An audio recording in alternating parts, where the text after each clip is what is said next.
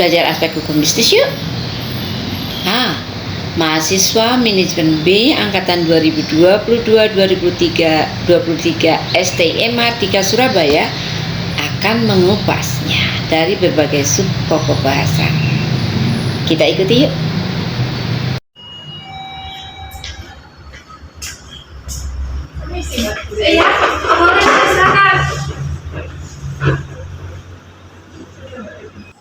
Alhamdulillah sih hari ini udah selesai, Cek. Iya nih, aku kan tadi topik kan, buku soal entrepreneurship. Aku tuh keinget kapan cerita, dia tuh mau bikin usaha sama temennya kan. Nah, bikin usaha kan juga nggak mudah, kan butuh modal, terus ilmunya juga mudah kan. Gimana ya? Wah, keren banget ya, Jen. Iya benar. Kalau mau buka usaha itu harus ada ilmunya, nggak cuma ada ilmu dan buku doang. Iya kan, terus aku kan mau bantu, tapi ya nggak tahu cara gimana. Kamu ada solusi apa? Kayaknya kakakku bisa bantu kamu deh. Kakakku punya temen yang sukses buka usaha. Iya. Nanti aku info kakakku. Oke deh. Yuk, lanjut yuk.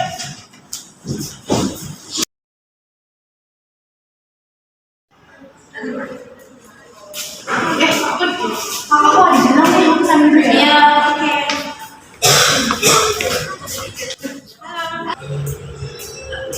Baiklah, tadi kakaknya temenku ada yang kakaknya kamu usaha deh.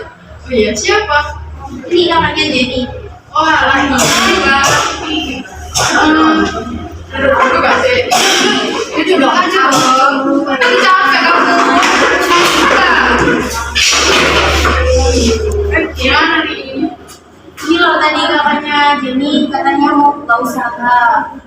Iya, aku mau buka usaha gitu. Tapi kan belum paham gitu ya, kayak apa sih?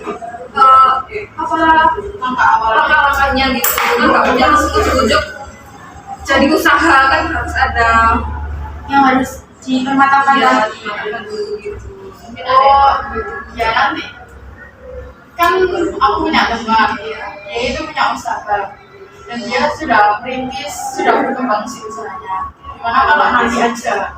boleh banget tuh Kak. Kalau bisa kalian tuh ada pertemuan gitu buat Kalau bisa aja soalnya kan kalau hanya itu nanti bisa ya nanti aja soalnya nanti temanku juga mau main di rumah. Boleh nanti aku hubungi temen dulu ya, soalnya ini nggak aku doang yang mau bikin usaha, kayak tiga gitu. Nanti kita nanti itu aja beneran kirim. Oh boleh tuh, nanti kirim aja lokasinya ya. Iya, iya oke. Makasih ya. Sampai jumpa nanti.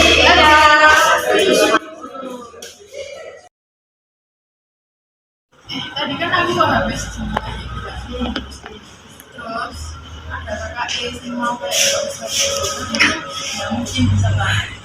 Soalnya aku tadi juga janjian jemput, soalnya kan kita juga mau ketemu, jadi ya udah tadi cuma di sini.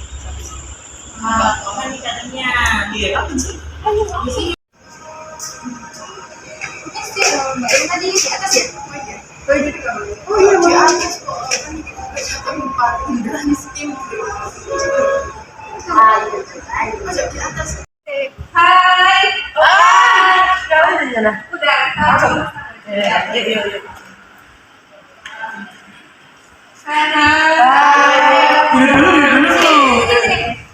Kenalin ini aku namanya Ana dan itu Devin. Kita mau buka usaha bakung gitu, tapi belum paham tentang syarat-syaratnya. Oke, sampai kenal dulu ya teman-teman. Nama aku Anin kan. Ini temanku yang punya usaha. Namanya Desvita. Ini sebagai notarisnya yang bantu menghandle Desvita ini ada Zulfa. Gitu. Oh, jadi kalau punya usaha itu harus ada notarisnya sendiri ya? Benar. Mungkin bisa sharing-sharing. Kalau tahu Mbak Desvita ini buka usahanya udah berapa lama? Udah lumayan lama sih Mbak, aku menggeluti di usaha ini udah sekitar 12 tahun lah. Tapi gitu ya? tapi ya nggak lepas dari campur tangan notaris saya sih sebenarnya. Itu penting banget gitu ya, adanya notaris itu penting. Bener banget penting.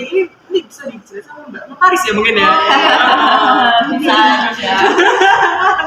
Ya pokoknya kalau kalian mau buka usaha, dipikirkan matang-matang dari legalitas usaha dan lain-lainnya agar tidak chaos di kemudian hari. Hukum dagang adalah ilmu yang mengatur hubungan antara suatu pihak dengan pihak lain yang berkaitan dengan urusan-urusan dagang.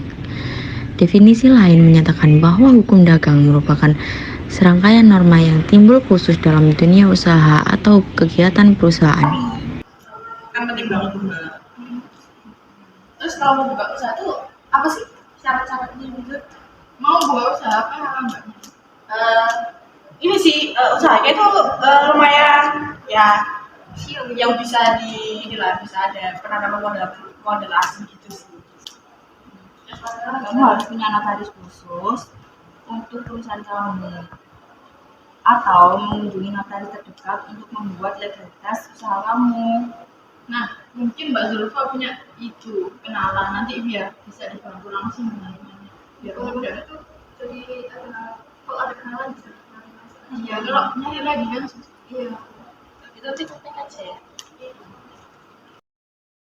Jadi legalitas itu penting ya banget ya Mbak ya. Gimana sih cara ngurus legalitas itu soalnya kita itu belum paham banget gitu. Setiap pelaku usaha, baik itu usaha mikro maupun makro, membutuhkan adanya izin usaha untuk menjalankan seluruh kegiatan usahanya. Berikut ini adalah cara membuat legalitas usaha yang memiliki status badan hukum. 1.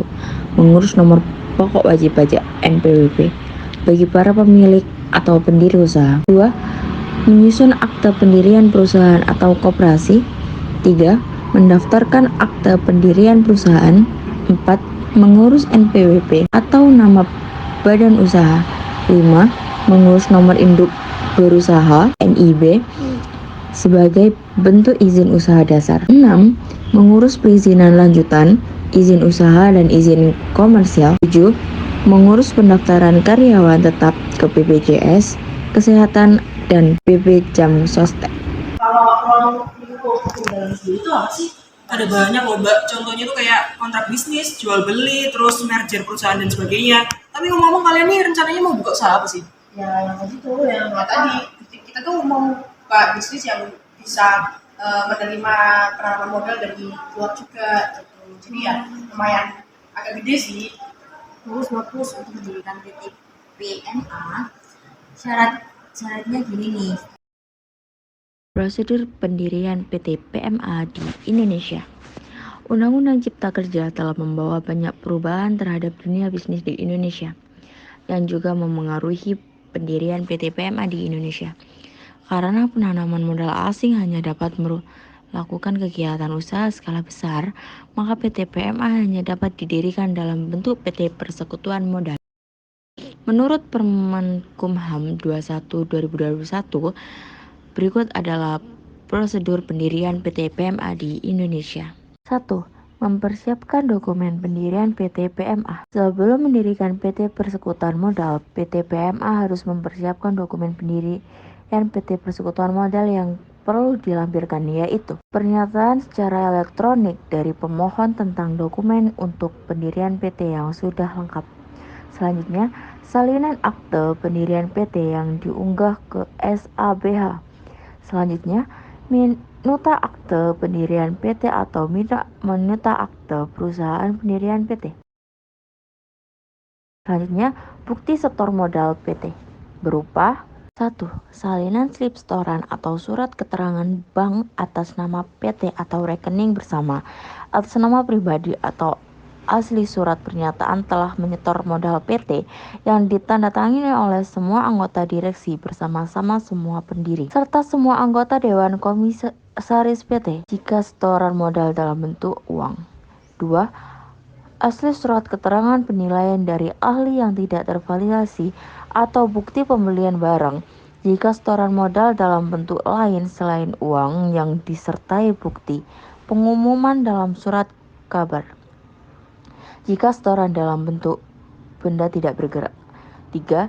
Salinan peraturan pemerintah dan atau keputusan Menteri Keuangan bagi perseorangan, persero, atau perusahaan daerah.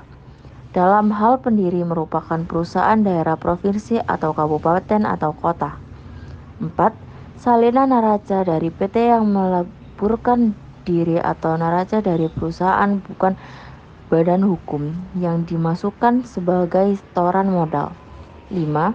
Surat pernyataan kesanggupan dari pendiri untuk memperoleh keputusan, persetujuan, atau rekomendasi dari instansi teknis untuk PT bidang usaha. 5. Surat pernyataan kesanggupan dari pendiri untuk memperoleh keputusan, persetujuan, atau rekomendasi dari instansi teknis untuk PT bidang usaha tertentu atau fotokopi keputusan, persetujuan, rekomendasi dari instansi teknis terkait untuk PT bidang usaha tertentu.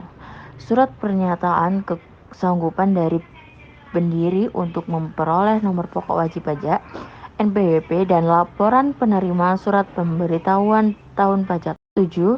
Salinan surat keterangan mengenai alat lengkap PT dari pengelolaan gedung atau instansi yang berwenang atau asli surat pernyataan mengenai alamat lengkap PT yang ditandatangani oleh semua anggota direksi bersama-sama semua pendiri dan anggota dewan komisaris PT.